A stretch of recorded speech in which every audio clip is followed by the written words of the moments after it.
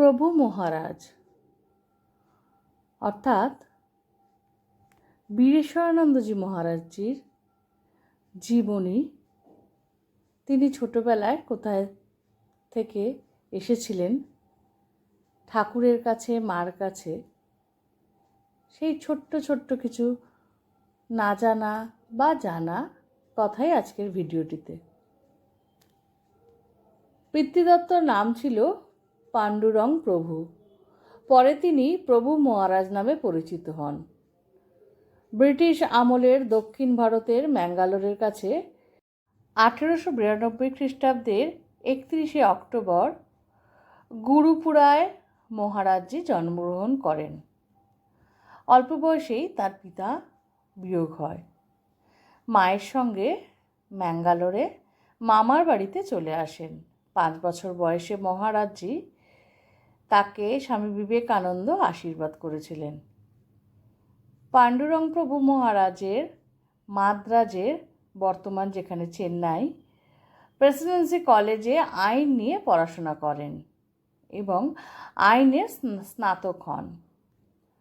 সে সময় তিনি স্বামী বিবেকানন্দের সম্পূর্ণ রচনা পড়েছিলেন এবং রামকৃষ্ণের ভাবধারা ও বিবেকানন্দের আদর্শে অনুপ্রাণিত হয়ে 1916 খ্রিস্টাব্দে প্রথমার্ধে মাদ্রাজের শ্রীরামকৃষ্ণ সংঘে যোগদান করেন। 1916 খ্রিস্টাব্দের জুন মাসে জয়রামবাটিতে সারদা মায়ের কাছে দীক্ষা নেন এবং 1920 খ্রিস্টাব্দে 12ই জানুয়ারি স্বামী ব্রহ্মানন্দের কাছে সন্ন্যাস গ্রহণ করেন আমাদের এই প্রভু মহারাজ। সন্ন্যাস নেওয়ার পরই প্রভু মহারাজ অর্থাৎ তার নামকরণ হয় বীরেশ্বরানন্দ এবং তারপরেই তিনি বারাণসী যান। এরপর 1921 খ্রিস্টাব্দে উত্তরাখণ্ডের মায়াবতীতে অদ্বৈত আশ্রমে সন্ন্যাস কর্মী হিসেবে কাজ করেন। পরে কলকাতা অফিসে ব্যবস্থাপনায় 1927 খ্রিস্টাব্দে সংস্থার প্রধান হন। 1929 খ্রিস্টাব্দে তিনি রামকৃষ্ণ মঠের ট্রাস্টির এবং রামকৃষ্ণ মিশনের গভর্নিং বডির সদস্য হন। তার তো প্রচুর কর্মক্ষমতা আর প্রচুর জ্ঞানের জন্য 1938 খ্রিস্টাব্দে 17 এপ্রিল তিনি রামকৃষ্ণ মঠ ও মিশনের অন্যতম যুগ্ম সচিবের দায়িত্ব পান। সেই দায়িত্ব পালনে তিনি বারাণসী, উড়িষ্যা, মাদ্রাজ প্রেসিডেন্সি, শ্রীলঙ্কার বিভিন্ন স্থানে ভ্রমণ করেন।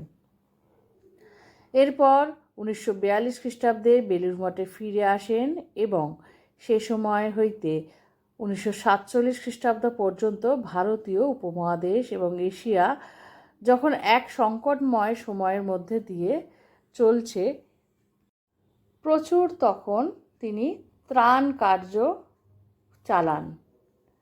আর বিশেষ করে বাংলাদেশ জুড়ে তখন দুর্ভিক্ষ হয়েছিল।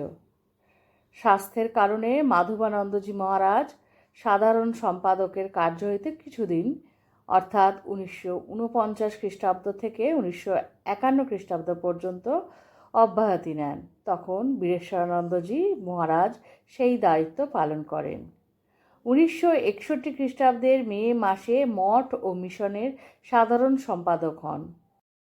অবশেষে 1965 খ্রিস্টাব্দে স্বামী মাধবানন্দের মৃত্যুর পর 1966 খ্রিস্টাব্দে 22শে ফেব্রুয়ারি অধ্যক্ষের পদে আসীন হন। স্বামী ব্রহ্মানন্দের পর তিনি দীর্ঘ 19 বছর সংঘাধ্যক্ষ ছিলেন। শ্রীরামকৃষ্ণের ভাবধারা অধ্যক্ষ হিসেবে স্বামী বীরেশ্বরানন্দজি মহারাজ ভারত জুড়ে রামকৃষ্ণ বিবেকানন্দ আন্দোলনের বার্তা ছড়িয়ে দিতে যথাসাধ্য চেষ্টা করেন। মেয়াদকালে তিনি গ্রামীণ উন্নয়নে, পল্লীমঙ্গল এবং স্বকর্মসংস্থানের যুবকদের প্রশিক্ষণে, সমাজের নিম্নবর্গের মানুষের সামগ্রিক উন্নতির জন্য বিভিন্ন রকমের কাজ করে থাকেন। জনশিক্ষা সহ অনেক কিছু হিতকর কাজ। তিনি 1966 থেকে 1985 সাল পর্যন্ত এই পদে আসীন ছিলেন। তিনি রামকৃষ্ণ মঠের 10ম প্রেসিডেন্ট মহারাজ। মহারাজজির জীবন ছিল এতই কর্মে ভর্তি এবং তিনি সমাজের নানান না পাওয়া, জরাজীর্ণতা, দুঃখ, দারিদ্র্যে ভরা জিনিসগুলোকে লক্ষ্য করেই সামগ্রিকভাবে উন্নতির জন্য যে কোনো কাজই করতেন। পূজ্যপাদ মহারাজজির শ্রীচরণে শতকোটি প্রণাম। আজকের ছোট্ট ভিডিওটি আশা করি ভালো লেগেছে। ভালো লাগলে সঙ্গে থাকবেন। শেষে বলি, শ্রী শ্রী ঠাকুর, মা, স্বামীজি, আমার গুরু মহারাজ এবং অন্যান্য মহারাজদের শ্রীচরণে শতকোটি প্রণাম।